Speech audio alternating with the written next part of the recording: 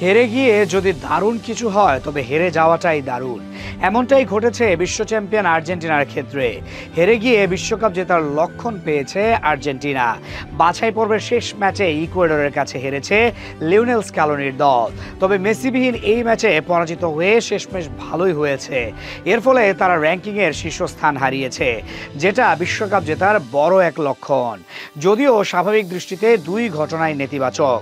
আন্তর্জাতিক ম্যাচ হেরে যাওয়া কোনো দলের জন্যই খুশির কিছু নয়। এবার র্যাঙ্কিংয়ে পিছিয়ে পড়াটাকেও উন্নতি বলা যায় না।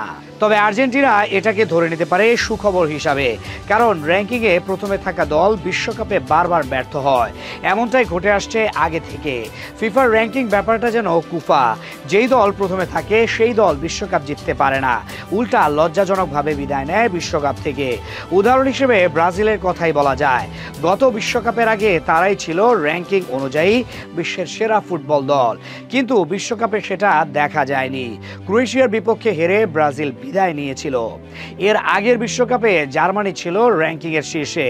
তখনকার জার্মানি দল ছিল পরিপূর্ণ ভারসাম্যের একটি দল, কিন্তু 2018 সালের বিশ্বকাপ তাদের জন্য ছিল চরম অপমানজনক। র্যাঙ্কিংয়ের সেরা দল হয়েও তারা প্রথম রাউন্ড পার হতে পারেনি।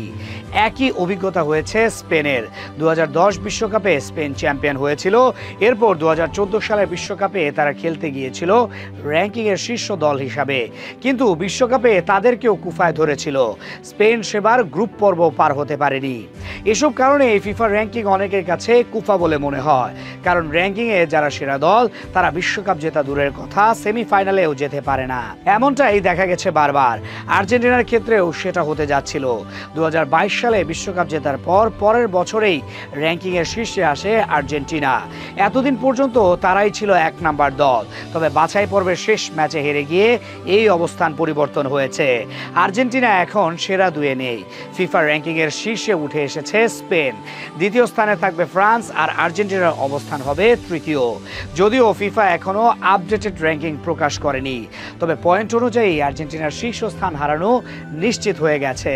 ইকুয়েডরের বিপক্ষে হারের কারণে তারা এখন স্পেন ও ফ্রান্সের পেছনে, যেটা মেসিদের জন্য ভালো হয়েছে। অন্তত র্যাঙ্কিংয়ের কুফা নিয়ে তাদের দুশ্চিন্তা করতে হবে না। সাধারণত কুফা ইত্যাদি ব্যাপার কুসংস্কার মনে করা হয়, তবে ফুটবলে অনেক দল এসব স্বীকার করে। যেমন আর্জেন্টিনা এখন আর নীল জার্সি পরে না। আগে আর্জেন্টিনার অ্যাওয়ে জার্সি ছিল নীল রঙের, কিন্তু সেই জার্সি পরে অনেকগুলো টুর্নামেন্টের ফাইনালে তারা হেরেছে। সে কারণে জার্সির রং পরিবর্তন করা হয়। নীলের পরিবর্তে আর্জেন্টিনা খেলে পার্পল জার্সি গায়ে। এটার ফলাফল তো দেখাই যাচ্ছে। আর্জেন্টিনা এখন সময়ের সবচেয়ে বেশি সফল। এই হিসাবে র্যাঙ্কিংয়ে পিছিয়ে পড়া তাদের জন্য ভালো হয়েছে। বিশ্বকাপের আগে আর্জেন্টিনা আর শীর্ষস্থানে ফিরতে পারবে না, কারণ সামনে আর কোনো প্রতিযোগিতামূলক ম্যাচ নেই। ফ্রেন্ডলি ম্যাচে জিতলেও পয়েন্ট পাওয়া যায় কম। এদিক দিয়ে আর্জেন্টিনা এখন নির্ভর থাকতে পারে।